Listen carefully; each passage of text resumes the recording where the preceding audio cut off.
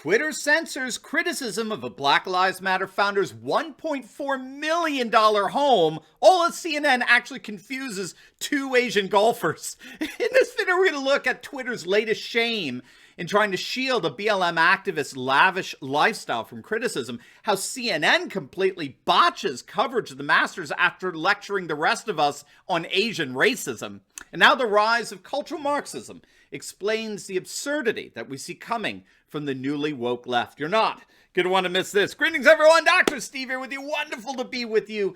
As always, we're here to give you each and every single day conservative hope in the midst of these turbulent and trying times, helping to think better so you can feel better and provide for you a patriot path to freedom. So if you haven't already done so, you know what to do. Make sure to smack that bell and subscribe button. Before we begin, I'm sure many of you know, but athletes, celebrities, high performers, they're all going keto.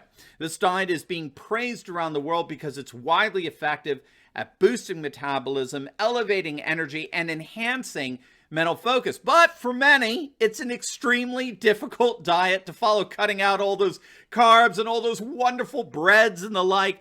If you want the benefits of elevated ketone levels, but without having to actually do the difficult parts of the keto diet, you're going to want Keto Elevate. I've used it myself. I put it in my coffee every morning, and it tastes great and curbs my appetite for hours. Now, if you click on that link below, you can get your very first shipment of Keto Elevate on its way to you right now and get a whopping 51% off the regular price. So do not wait. Click on that link below and reap the rewards that Keto Elevate can bring to your life right now. All right, gang, let's dive right in here. We got some pretty crazy antics going on in the woke world of leftist liberalism. Let's start with the censorship antics over at Twitter. Now, this is going to boil your blood here.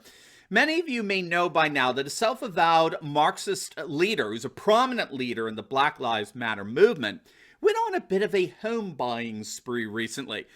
We now know that Patrice khan-cullors, the leader of Black Lives Matter, she is a self-described Marxist.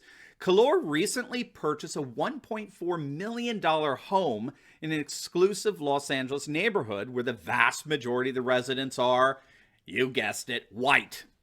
The home is being reported to be about a 15-minute drive from Malibu beaches.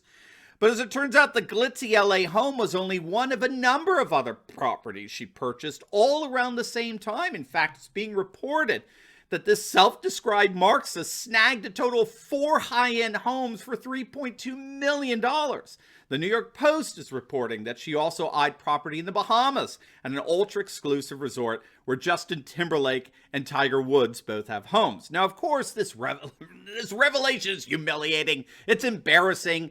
It utterly reeks of hypocrisy given the rhetoric that we hear coming from Cullors and from other likes of BLM. And that hypocrisy was not lost on the website redstate.com. Nick Harama pointed out, quote, "It's interesting to note that the demographics of the area are only about 1.4% black people there, so not exactly living up to her creed." But here's where the story gets very interesting. Jason Whitlock, a sports journalist who is himself black, tweeted out about the controversial purchases, writing this, and again, especially the LA home. Black Lives Matter founder buys $1.4 million home in Topanga, which has a black population of 1.4%. She's with her people. And he added a link to the story on the celebrity property blog, The Dirt. What happened next was stunning. Twitter quickly deleted his post and locked him out of his account for, quote, violating our rules against posting private information. Now, forget the fact that Cullors is a public figure. Forget that fact. All you need to do is look at the fact that this was a trending story reported by a number of reputable news outlets, and it was a story that even sparked calls for an independent investigation into global BLM finances. So the real problem seems to be this. Jason Whitlock is a fierce BLM critic with hundreds of thousands of Twitter followers. So as Tucker Carlson points out, it seems rather difficult not to conclude that Whitlock was singled out by Twitter censors precisely for his political and cultural views, just as Twitter appears to be actively protecting Cullors from scrutiny of her lavish lifestyle. Now, there's a couple of things here that pop up to me as rather significant in all this. First and foremost, we do have to realize that obviously Marxism has gone through some adjustments as it's made its way into the Western world and particularly into our political and corporate culture here in the States. Marxism is no longer an economic theory. It's now a cultural theory, okay? That's very important for us to understand. Marxism is no longer an economic theory. It's a cultural theory. And this change goes back several decades to the radical leftist Italian Marxist Antonio Gramsci.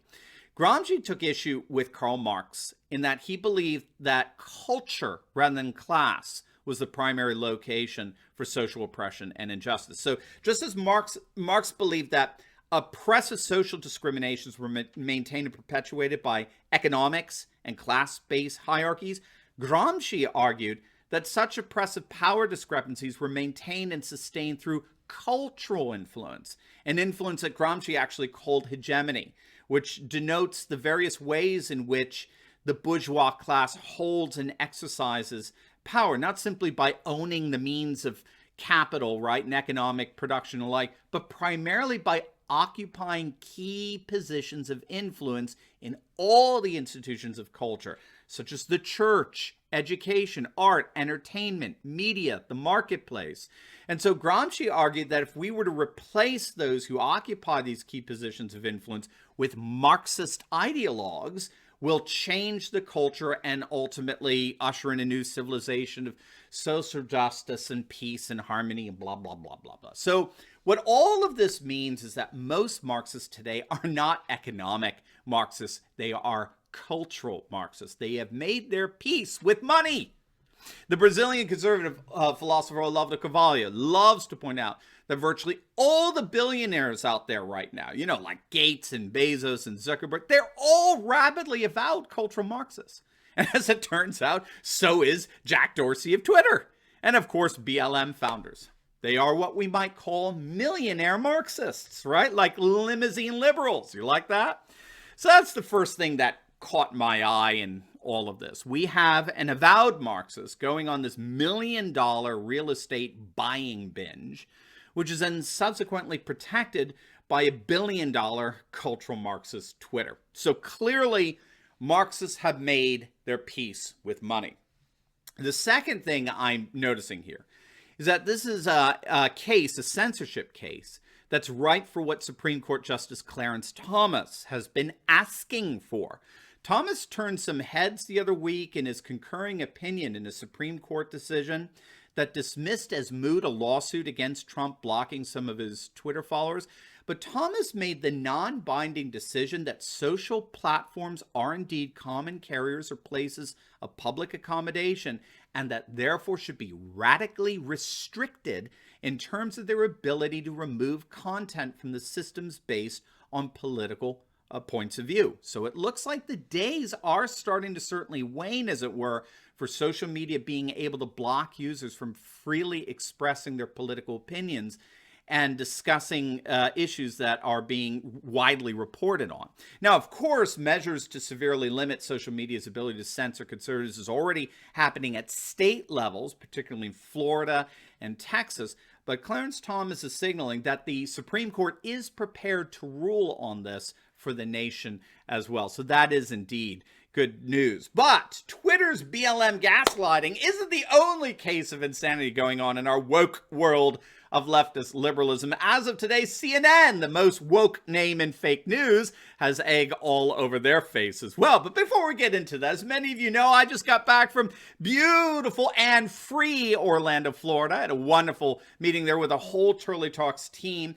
And we're so excited about our upcoming new conservative Patriot Live benefit conference, which we're holding this weekend, April 16th, 17th, Friday and Saturday. It's a virtual conference, so you don't even have to leave the comfort of your own home, and you can secure your seat simply by clicking on the link below. We're going to be focusing on how you and I together can rise up against woke cancel culture and build back the world that we know and love together. So we're going to be answering a question that patriots have been asking for months.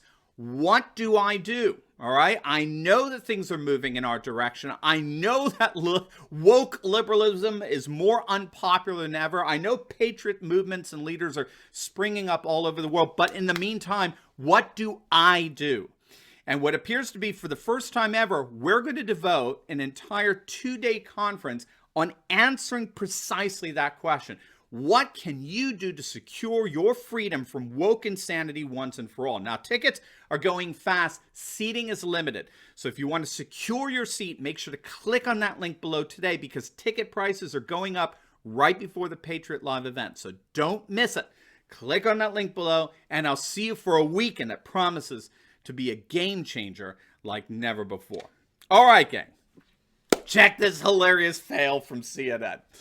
After lecturing Americans on supposedly racist Asian fonts, CNN actually confused 2 Asian golfers at the Masters. How's that for karma? I kid you not.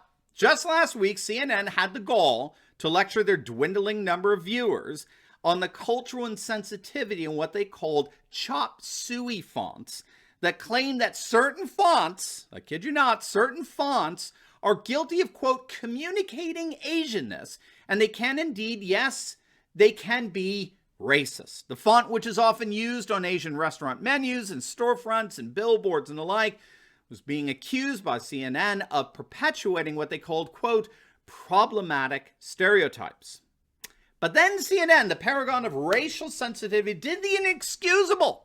They ran an article on the South Korean PGA golfer Si Woo Kim, but instead of featuring a photo of him, they featured a photo of Sung Jae Im, another South Korean golfer. But they were both competing in the Masters tournament, but someone over at CNN mixed their pictures up. How absolutely unforgivable, don't you think? After all, what are fonts compared to a radically problematic stereotype like that? Oh, CNN, heal thyself, physician. By the way, just a shout out there, you may have heard my wife, who was born and raised in Tokyo, she's very excited about it.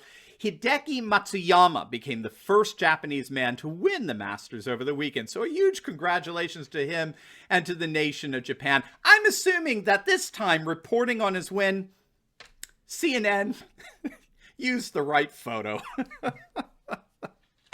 Now, before you go, make sure to like this video, comment down below, subscribe to my channel. Definitely click on the link below and check out some of our awesome merch. And you'll definitely want to check out my latest video. I just uploaded another BLM one.